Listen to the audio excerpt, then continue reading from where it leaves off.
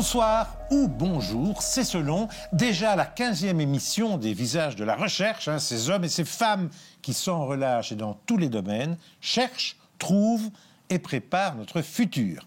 Amandine Van Riesveld, bonsoir ou bonjour, chercheuse qualifiée FNRS en neurosciences cognitives. Alors, dans votre adolescence, je pose toujours la question en général à mes invités, vous étiez quel genre d'adolescente? Déjà curieuse, un peu dans tous les domaines ou pas du tout? Oui, assez curieuse d'essayer de comprendre le mécanisme des choses et de...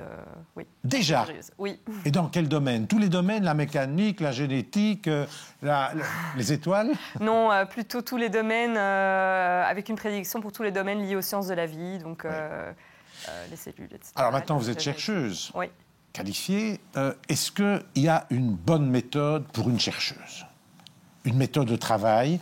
Quelle est votre méthode? Quelle est votre façon de travailler? Est-ce que vous changez de temps en temps? je ne sais pas s'il y a vraiment une méthode qui convient à tous, mais je pense qu'il y a quand même une chose, je pense, qui caractérise, à mon avis, la plupart des recherches, c'est quand même la rigueur et la régularité du travail et aussi la flexibilité de s'adapter à ce qu'on trouve. Parce que voilà, parfois, les résultats qu'on essaye d'obtenir ne sont pas ce qu'ils sont. Il faut interpréter et faire preuve de flexibilité par rapport à ce qu'on voit ou ce qu'on trouve. Quand on est dans un cul-de-sac, par exemple, comment on réagit? On demande conseil à des collègues ou à l'étranger?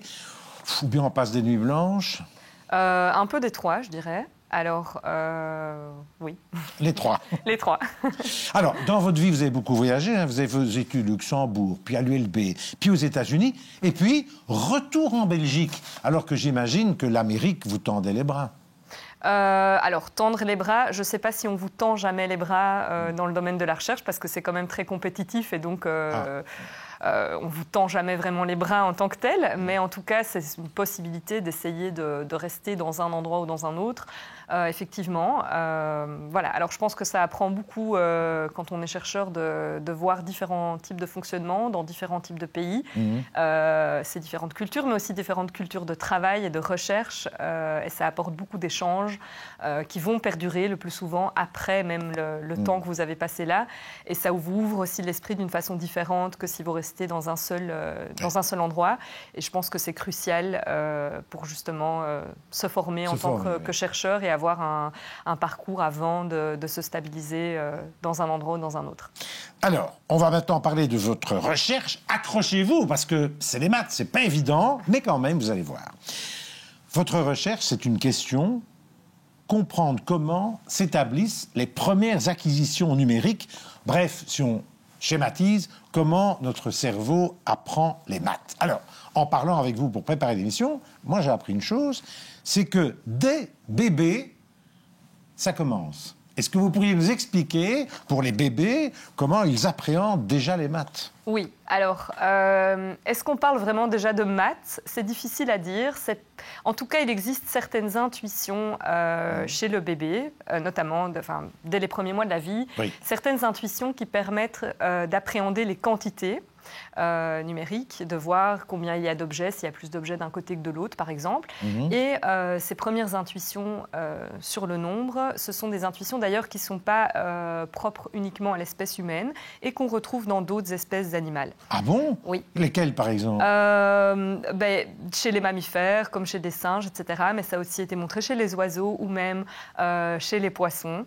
Voire chez les abeilles dans une moindre mesure. Voilà. Ah oui, ça c'est passionnant ça. C'est ça. Donc bébé, poisson, même combat. C'est ça. Donc en tout cas, il y a une certaine intuition pour tout ce qui est appréhension des quantités, perception des quantités qui n'est pas propre à l'espèce humaine et qui est déjà présente dans l'espèce humaine dès les premiers mois de la vie.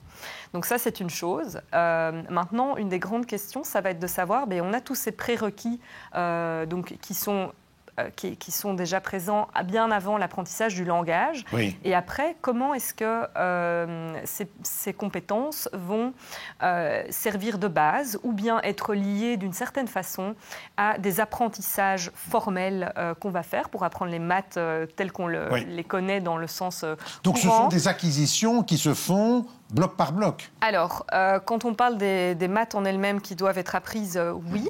Après, la question de combien ces acquisitions vont être influencées, se baser, ou combien les intuitions préverbales qu'on a vont servir de base après aux apprentissages formels qui, eux, vont passer par l'utilisation de symboles et d'une formalisation de toutes ces intuitions et de ces relations entre les objets qu'on a.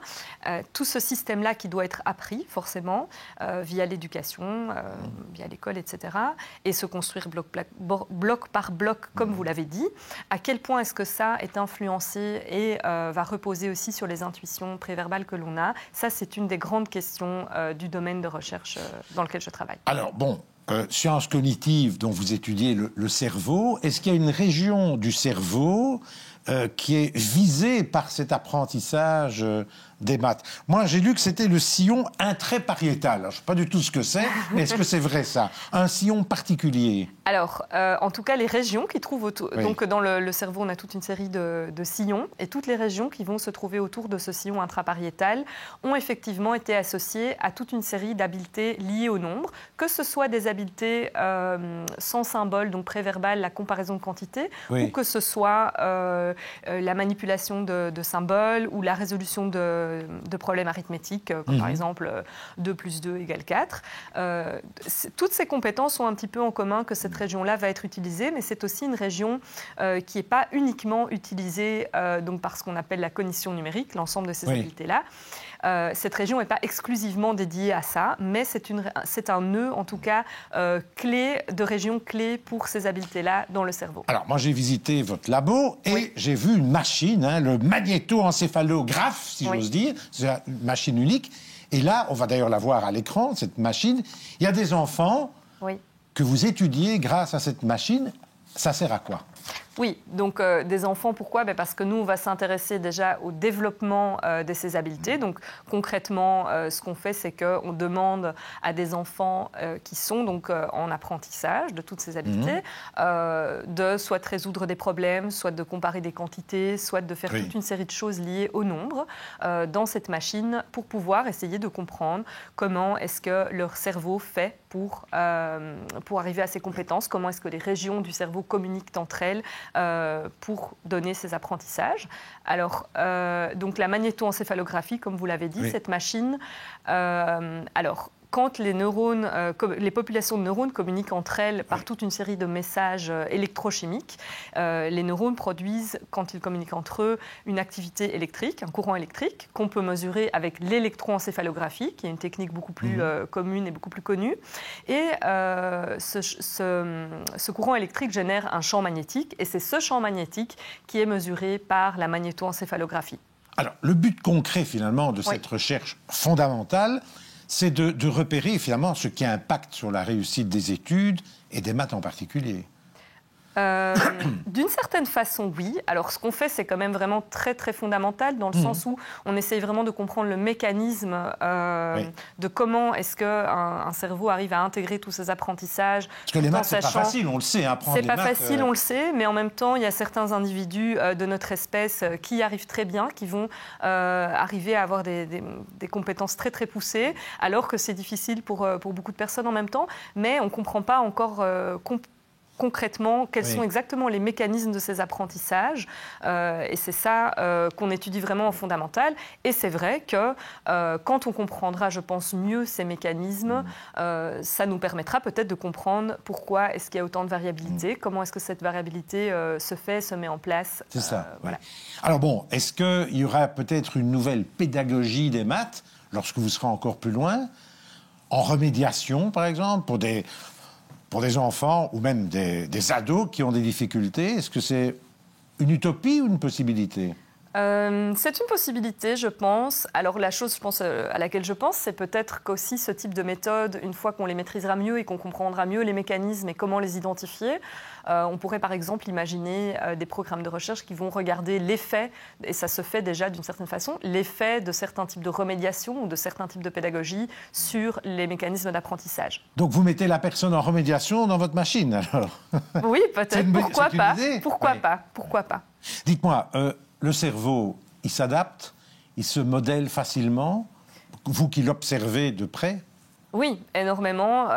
Il y a tout, bien sûr, et c'est ça justement tout qui va se passer pendant tout le développement d'un enfant qui va grandir, c'est que le cerveau change énormément via non seulement son programme de développement, enfin un cerveau va continuer à évoluer jusqu'à l'âge adulte naturellement, et alors tout ce qui est interaction entre ce cerveau et l'environnement va remodeler la façon dont le cerveau se réorganise. Et ça, évidemment, si on comprend ce grand principe-là, oui, on comprend comment l'éducation ou les apprentissages formels qu'on, oui, va recevoir à l'école vont interagir avec le fait que le cerveau se développe naturellement. Alors, une dernière question, Amandine. Vous êtes une jeune chercheuse, mais quelle est votre utopie à vous pour les années qui viennent? Et vous avez encore, évidemment, un long chemin. Votre utopie dans votre recherche? Je pense que l'utopie, c'est vraiment de comprendre ces mécanismes et d'aller aussi comprendre pourquoi est-ce que parfois ces mécanismes sont défaillants. Parce qu'il y a toute une série, comme vous l'avez dit, les personnes qui sont nulles en maths, bien évidemment, mais au-delà de ça, et si on sort un petit peu juste du domaine des maths, les troubles spécifiques des apprentissages, c'est vraiment aussi une problématique qui me tient à cœur, évidemment. Voilà, quand on parle de dyslexie ou, comme on disait avant, dyscalculie, maintenant on parle plutôt de troubles spécifiques des apprentissages en maths.